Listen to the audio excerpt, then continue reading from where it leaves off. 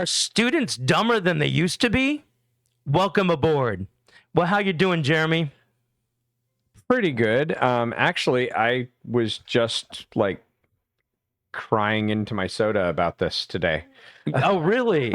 Yeah, actually. What's going on? Well, as you know, we're ending the semester, so we're coming into the holiday season. So this is the semester break. Okay. I'm in the high school world. You're in the middle school world. So yes, right off the bat, your grades don't matter. You can pass them on no matter what. Really frustrates the heck out of the high school teachers. If you think it frustrates you, it frustrates me.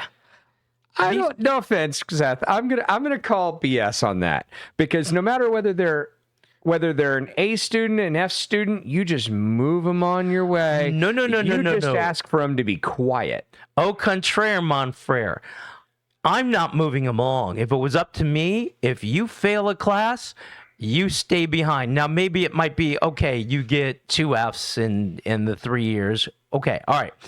But I don't think we should be doing this social promotion thing. This whole idea of, well, they'll feel bad if they're held back. I'm sorry, I'm against it. I don't hold my tongue. I'm not happy with this. This is something I have no control over, and I really think these kids need to be held back if they're not making it. No, I absolutely agree. But in the professional side, you don't care. I mean, you may care personally. I personally care. But at the end of the day, the professional side, it doesn't matter to you. No. Professionally, I do care. What it is the system that they've set up doesn't care. We have liberalized the schools so much that the schools feel that, you can't hold a kid back because, their feelings. Well, how are they going to feel when they don't know how to even put their name on an application online? For me, I've long complained that these kids are getting promoted along, and they should not be. Our standards have gone so down, it's not even funny. I've got seniors, and I would say of the 8 seniors I have, at least 3 or 4 of them cannot do basic. And I don't mean like basic algebra, basic geometry. I'm talking basic math. They don't understand how to multiply and divide. I was just talking to a friend of mine. He's a professor. I actually helped co-teach a course with him, sort of. I'm just going to call him Professor Tom. And we were talking today, and he was telling me about how he has these students that will go and they'll get 3 sources to write a 5-page paper, and they'll literally copy and paste whole paragraphs. Yes.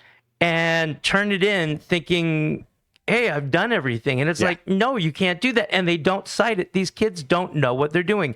But we have a video. There's a guy named Anton Daniels, and he did a video by another guy who's a teacher about why teachers are quitting. And I tried to find the original video, and I just can't find it.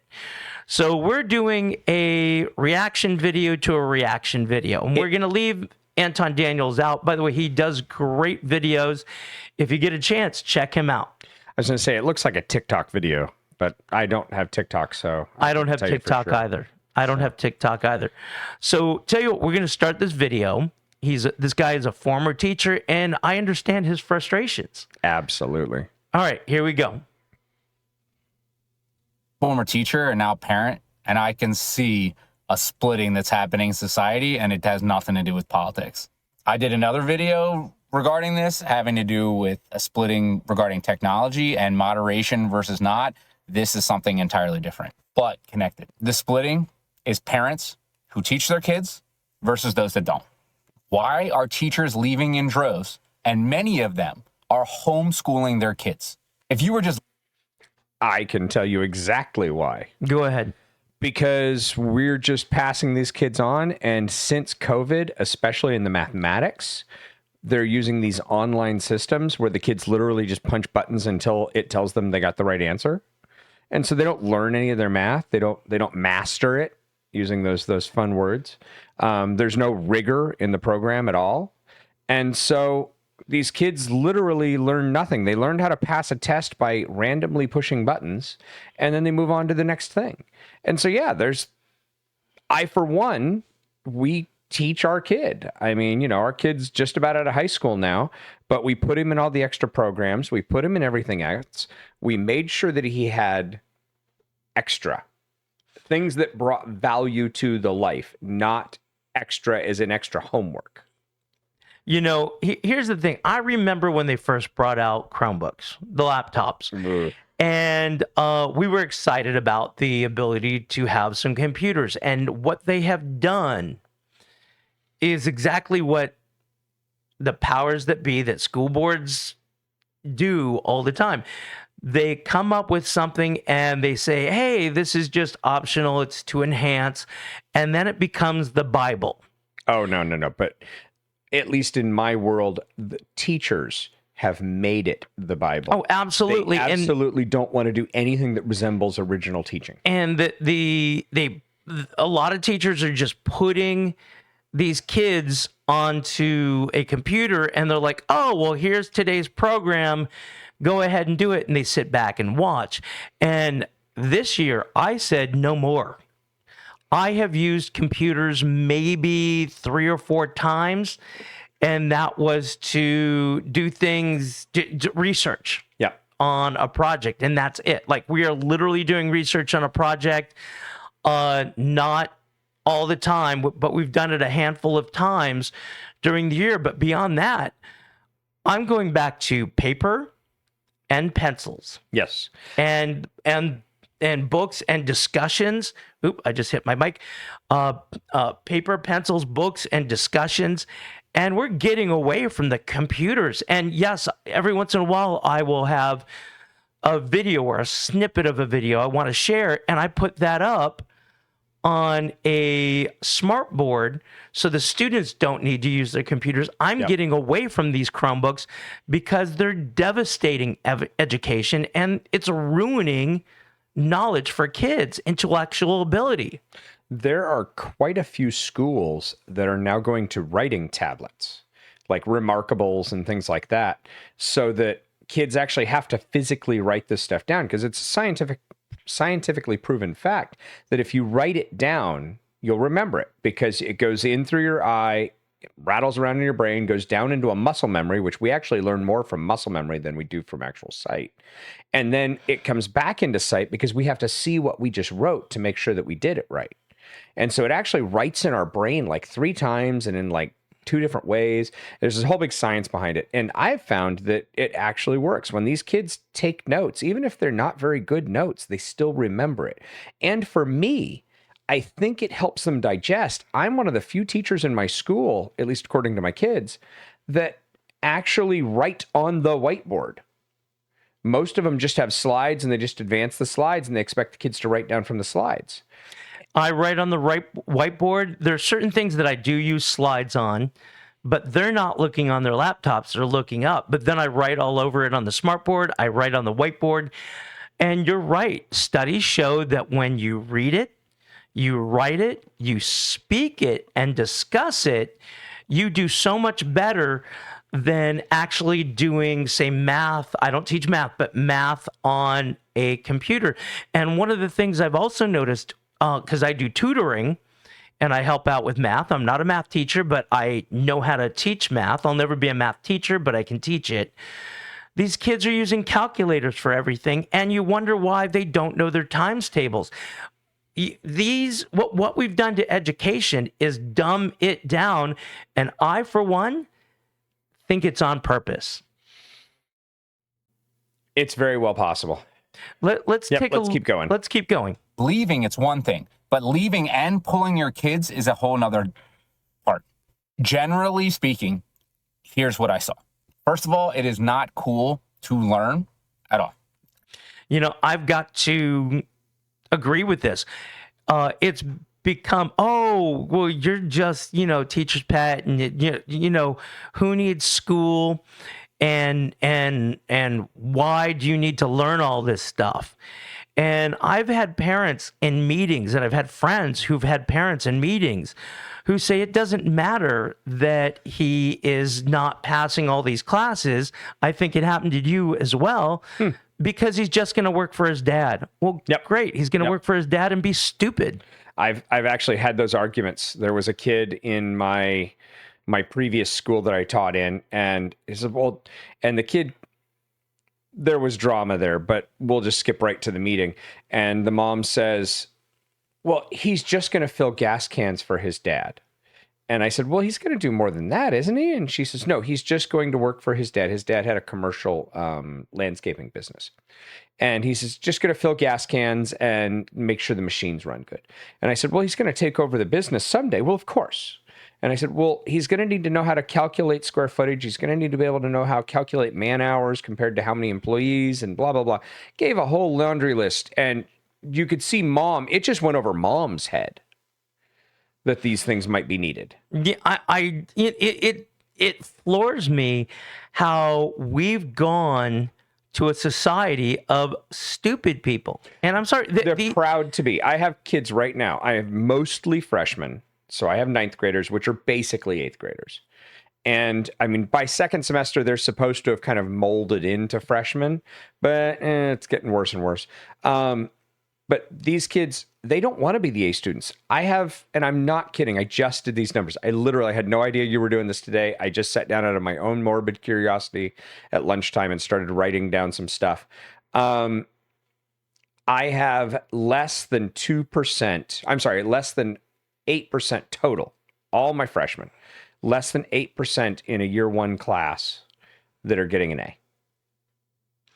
You know, I'm sorry, it's just stunning. It is absolutely stunning. And, I'm going to be honest, some teachers are awesome. Some are not. I mean, you're going to get a mix no matter what. True. But, I think the system is really set up for us to be devolving. And if I could turn around right now and leave teaching and start a company to do homeschooling where I had 6 to 10 kids who would come together, we'd get together, I don't know, my house or whatever, and I did the homeschooling program in lieu of the parents, and I could make a living at it, I would do that. I think what is going on in schools these days is not beneficial. Let's see what else this guy has to say. It's not cool to be respectful to teachers or people in general. Absolutely. Being a victim is viewed as a good thing. And from a general sense, we have dumbed down. Absolutely. Oh my gosh. If the amount of disrespect that these kids show each other. Oh yeah. Not just adults, but each other. And then the idea of being a victim. Oh yes. If their life isn't filled with some sort of drama accusation that somebody wronged them somehow, every hour of every day, life just isn't worth living to them, apparently. And the other thing is, you were talking about the disrespect, the cussing I hear in class.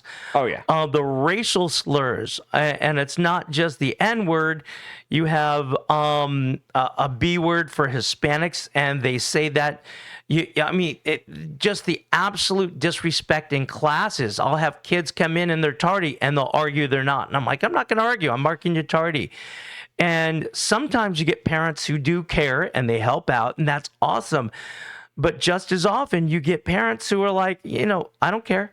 Yep. Or the parent that's just, you're absolutely wrong right off the bat. My 12, 14, 16-year-old kid can't do any wrong. And I don't mean that they can't. Every parent knows they can do wrong.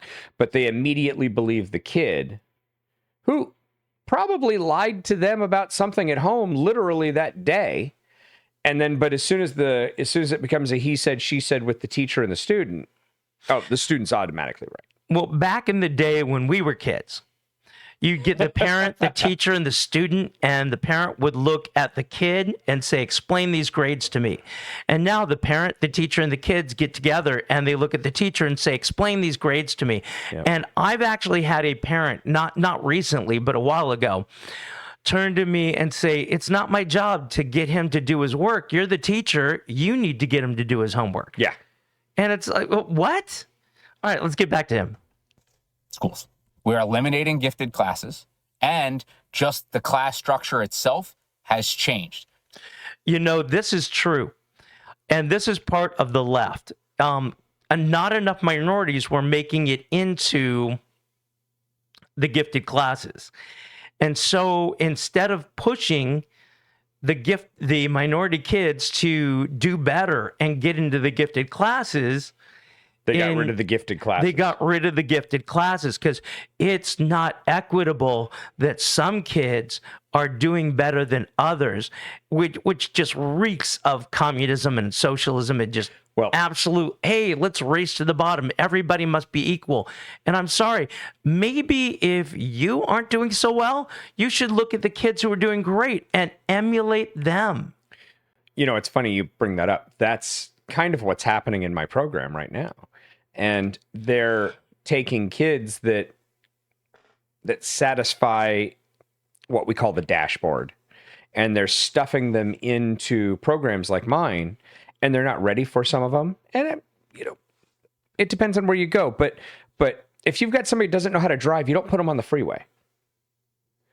And so we have kids that don't know how to do math well. And rather than giving them an elective that maybe they don't necessarily want, but it's art or it's something like that isn't math heavy, we're taking them and stuffing them into a math heavy program. No, yeah. And then we're wondering why the fail rate of that program matches the math fail rate, which, by the way, is 40% in my school. We really need to stop as a society, look at what we're doing, and go back to what we used to be doing 30, 40 years ago. But that goes against what the schools taught all these 30-something-year-old people who were in charge of making those decisions. Oh, absolutely. But we need to look back and say, we've gone down a wrong path. You know, there's that whole 4 keys idea. Strong men make good times make weak men make bad times. Right now, we have the weak people. We're at the bad times. And we're heading straight into the bad times. And the only way to get around it and to get out of it will be to have some strong men come in and turn around and say, we need to fix society. So what an honor student looks like today is not what it looked like 20 years ago. And the bottom, which used to be a baseline of had some semblance of knowledge and intellect, is now unable to read, unable to write, unable to think. And the school systems are passing these kids along regardless of that. Now, so at the end of the day, what do you think it's going to take to fix this? A complete breakdown of society. What is it going to take to fix it? Because we are now entering a complete breakdown of society. We're there. You know what it's going to take? It's going to take AI doing all the jobs that are exactly what we're doing here. I mean, AI right now, I think there's something for Google. One of the other teachers was telling me about it. You can drop like an entire book, an entire textbook into this system for Google, and it will play chapters of this textbook back like a 2-person podcast, which scares the heck out of me a little bit because we're a 2-person podcast. Yeah. But, you know, I mean, we're doing it because we want to do it. Yeah. We're just dragging those tens of people along with us. But the only thing that's not going to be handled in some way, shape, or form, or touched some way, shape, or form by AI is going to be the built world. AI is not going to build the room we're sitting in. AI is not going to repair your sink. AI is not going to make your food. I understand they have robots to make your food, but even McDonald's has said they don't do a good job at it. And for McDonald's to say they don't do a good job, that's pretty bad. So the built world, the physical world, the touch world for a while is still not going to be touched by AI. It's not going to be taken over by AI. So I think we need a complete breakdown of that part of society. Well, I think we need to do several things to fix it. Number one, stop social promotion. If you fail a certain number of classes, you have to repeat the class. Number two, you need to demand excellent. And I don't care about race. If one race is all in the remedial classes and another race is moving on, or whatever group or social economic group is doing great, you move them along. And also, we need to get away from these computers. We need to go back to books. We need to go back to pen and pencil and paper. We need to go back to actually having conversations in the class. And lastly, we need to shrink the standards. Insofar, but what I mean about that is every subject has a list of standards, and when they brought them in, we were told by our principal, this is not the Bible, they are guides. And now it's like, hey, we want you to know everything, where other countries are shrinking down and focusing on what you should learn. You're learning 10 things, but you're knowing them really well. And now here we're having you learn 100 things, and they say they want you to know it really well, but it's impossible because you have 100 things to go over. Yeah. Last word. I was just going to say, math is a good example of this. And we have the students trying to learn all these complex equations, all this complex stuff, FOIL and all these other processes. You know what? If they could just understand basic math, that's all we need. Well, one thing you really have to understand about math is when you hit that like and subscribe button, that adds to our subscriber base. And we would really love you to like. We would love you to subscribe. We would love you to comment. And with that, we'll see you at the next stop.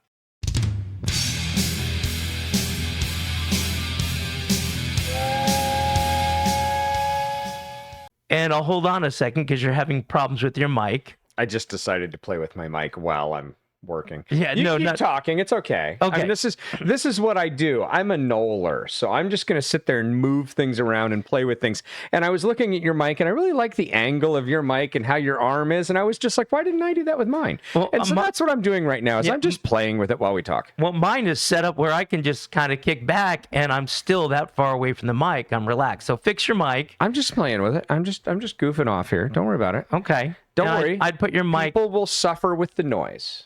Well, it's going to get edited out. Why? Why is it going to be edited out? This is real world, man. There you go. This is like hiding that F student. There you go. But